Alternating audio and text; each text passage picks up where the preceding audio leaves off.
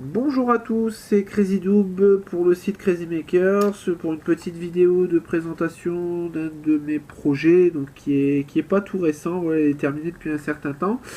Et je me suis dit en fait que ça va faire plaisir à pas mal d'entre vous puisque ça va vous permettre de recharger des piles réputées non rechargeables.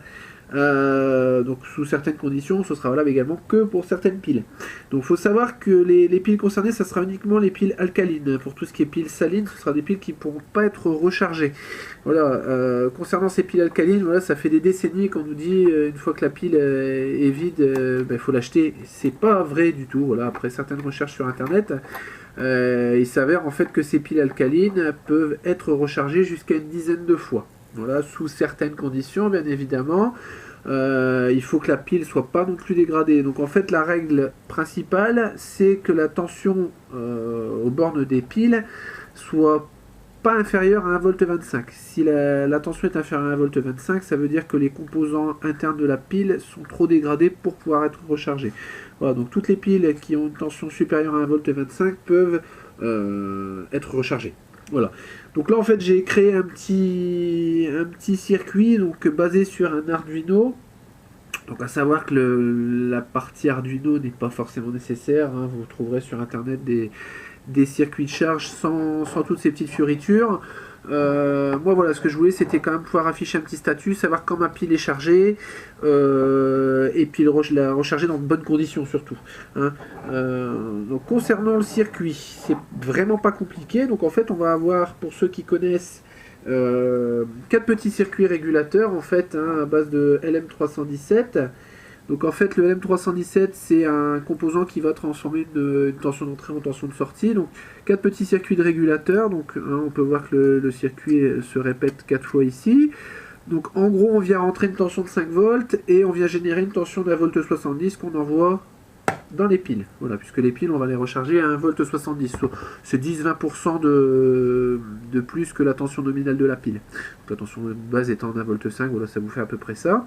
Vous allez avoir également 4 petits transistors ici, des BC549, qui vont être reliés à la sortie D13 de l'Arduino. C'est-à-dire qu'en gros, avec l'Arduino, on va pouvoir envoyer ou non du courant dans les régulateurs et du coup dans les piles en parallèle. Les 4 potentiomètres qui permettent de régler la tension, donc précisément ça permet d'ajuster vraiment pile à 1,7 V. On a les petits condensateurs ici pour le filtrage, les diodes de protection, enfin voilà, vous retrouvez vraiment un circuit basique régulateur LM317, hein, vous pouvez le retrouver sur Google, vous faites la recherche, vous allez trouver ça facilement. Ensuite, je vais avoir une partie ici, un régulateur encore qui va me permettre d'alimenter la carte. Voilà, ça sera mieux sans ci. Donc un petit régulateur ici qui va me permettre d'alimenter le circuit global par autre chose que par l'USB de l'Arduino, hein. Voilà, moi j'ai une petite alimentation de labo qui va bien pour ça. L'Arduino qui va être utilisé en fait donc pour pulser le courant dans les piles, donc via le pin D13, les pins analogiques A3, 2, A1, A0 qui vont permettre de lire la tension borne des piles et la tension de charge, les pins D11 à D4 qui vont servir à piloter les 4 diodes LED, donc pour le statut, et puis ici nos 4 résistances qui vont protéger les diodes LED, hein. J'ai mis une résistance par cathode. Voilà, j'aurais pu mettre 8 résistances, donc une par anode, mais bon, c'était un petit peu trop pour ce que je vais en faire. Voilà, donc on va passer à la partie programmation. Partie programmation qui sera sans doute un petit peu plus rébarbative, mais je vais essayer de faire court. Donc le programme est assez simple, on doit piloter 4 diodes, donc via 8 sorties, 4 entrées pour lire la tension aux bornes des piles, et puis également une sortie pour envoyer ou non de la tension sur les piles.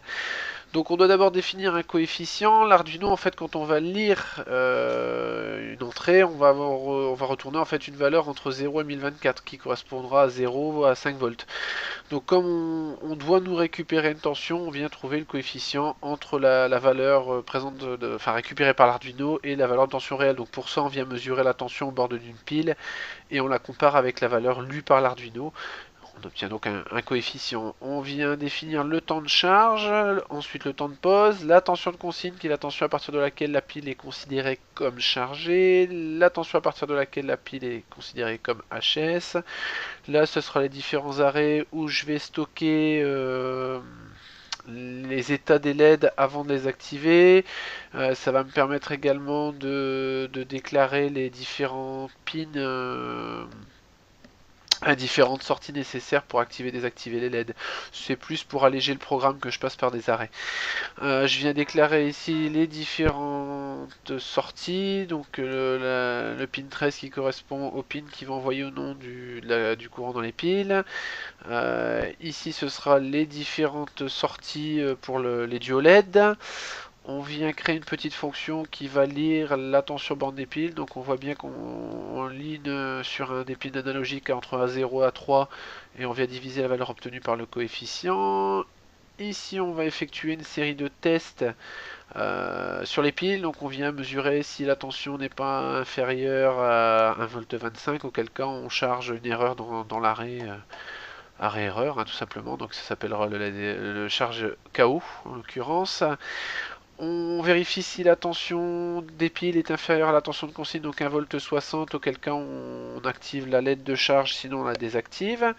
En fonction de ce qu'on a chargé, en fait on va se retrouver avec charge KO, charge OK pour chaque pile, et on active la LED correspondante. Voilà, en gros, donc sur cette partie-là, en fait on vient relire les arrêts charge KO et charge OK, on allume ou on éteint les LED en fonction. On vient mettre un petit statut sur le port série, on lance la charge et on lance un délai donc qui correspond au temps de charge. En fin de charge, avant de désactiver la charge, on vient lire la tension aux bornes des piles. On vient arrêter la charge après avoir réinitialisé toutes les LED de charge, donc les LED bleues. Là on voit bien qu'on arrête la charge. On vient déclencher la pause, donc en fait en écrivant qu'il y a un temps de pause au niveau du port série, et on vient refaire une lecture pour le port série des tensions sur chaque pin, et en fait voilà, on va boucler. Donc pour voir un petit peu ce qui s'affiche sur le port série, on va lancer le moniteur port série. Voilà, donc on lance un début de charge de 5 secondes. Bien sûr, en temps réel, le temps de charge sera plus important. Là, je l'ai mis voilà, pour pouvoir constater un petit peu tout. Donc, on a la tension en fin de charge, c'est-à-dire pendant que le chargeur tourne encore. Donc, on a les tensions qui s'affichent ici. On déclenche la pause et on refait une lecture de tension à vide. Donc là, on voit que les 3 piles sont en charge, la 1, la 2 et la 4. La troisième sera, elle, en défaut. Voilà, donc on verra juste après que le défaut s'affiche bien sur la carte.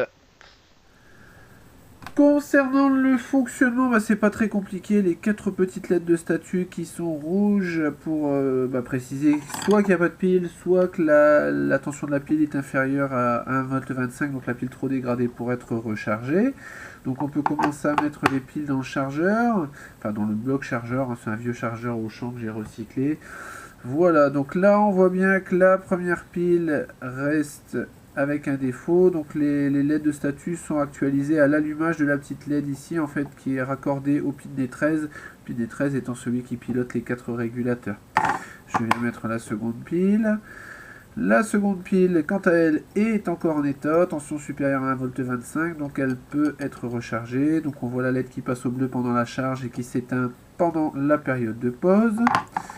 La troisième pile. Donc la troisième pile qui va également elle poser un problème puisque la LED va rester rouge. Et enfin la dernière pile, donc ici j'ai une petite indication, c'est une pile qui date de 2009, à utiliser avant 2009, Energizer. Des piles que je stocke pour remettre dans une horloge ou d'autres appareils. Et là on voit que malgré son grand âge, elle est encore rechargeable puisque la tension est supérieure à 1,25 V. Donc on va avoir les LED en fait qui s'éteindront en fin de charge, voilà, s'allumeront plus en bleu. Une fois que les piles seront rechargées, il faudra compter 8 à 10 heures environ pour recharger complètement les piles.